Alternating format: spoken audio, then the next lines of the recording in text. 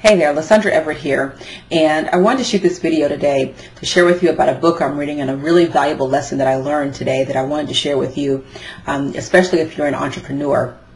The name of the book I'm reading is The Divine Mentor by Wayne Cordeiro. I hope I'm pronouncing his name right, and I hope you can see that. It seems to be a little bit of a glare.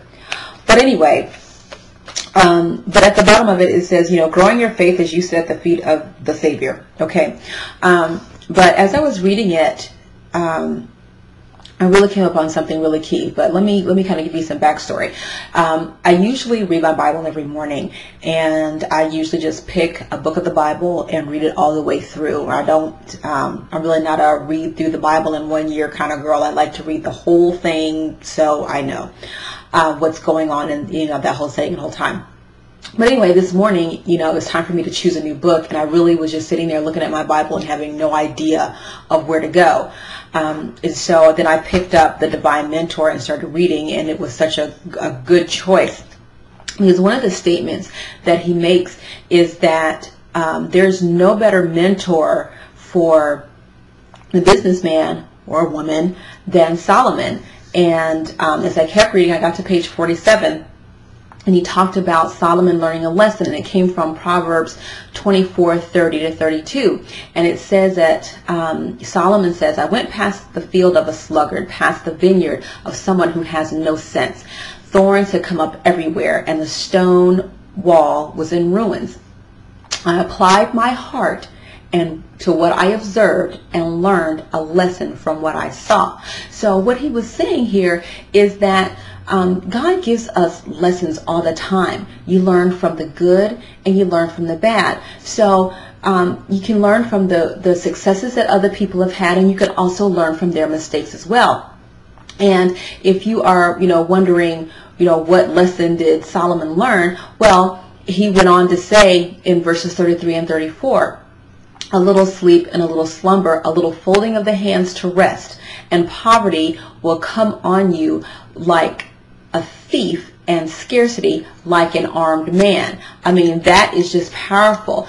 And this was really the highlight of my morning, because it just gave me just that little something extra to let me know that that there are lessons everywhere, and I just have to pay attention to them.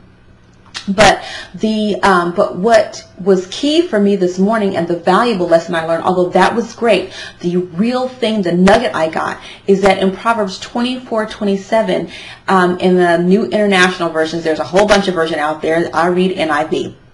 But it says, develop your business first before building your house.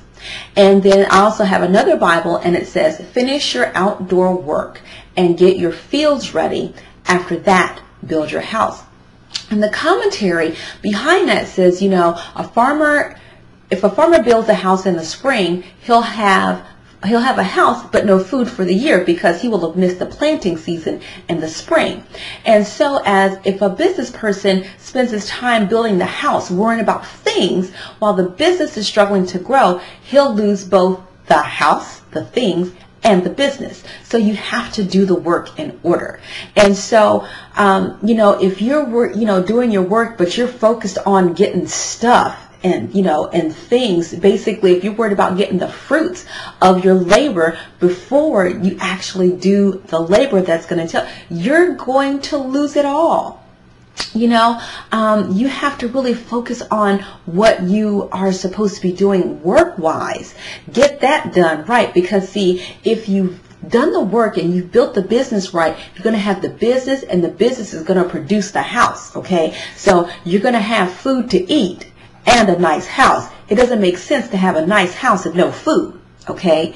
So this was really, important that you really understand the order of work, okay? What is going to take care of you doing the work? The house is great, okay? But it's better that you eat, which is meeting a foundational need, than to have all this nice stuff behind you. So I'm going to leave you with this.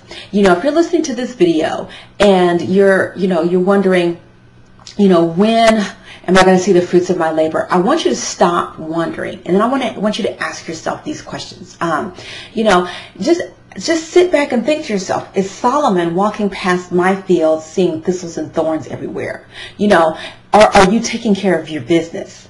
Are you doing all the things that you need to do, pulling up the weeds and all that? Are you sowing the seeds that you need to sow? If you got those thistles and thorns, then you've got work to do, okay?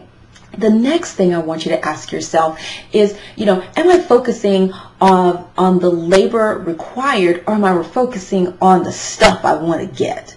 Okay, because see, if you're focusing on the stuff you want to get, then you're obviously not focusing on the work. It's the work that's going to produce the stuff, okay? And number 3, I want you to ask yourself, am I doing the right things for my business? If you are doing the right things for your business, if you are like, listen, I know what I need to do. This is what I'm doing. I'm following the instructions A, B, C, D.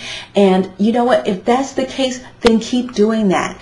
You will see the fruit in time. It's just like farming. People, farmers plant seeds in the spring, but they don't reap a harvest till the fall. So, you've got to put that seed and you've got to give it time. It's not necessarily going to happen overnight. So I encourage me, because this was so huge for me this morning, because you know what we want when we want it, and we want it now. I'm the biggest offender of that. I want it now.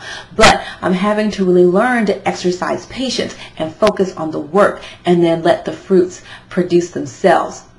So I will leave you with that. And listen, if you want to see how I make money sharing videos like this, simply click the link below and put in your email address, and then you'll see a video. And then I will see you on the other side. Have a great day. This is Lysandra Everett signing off, and keep marching forward. Bye.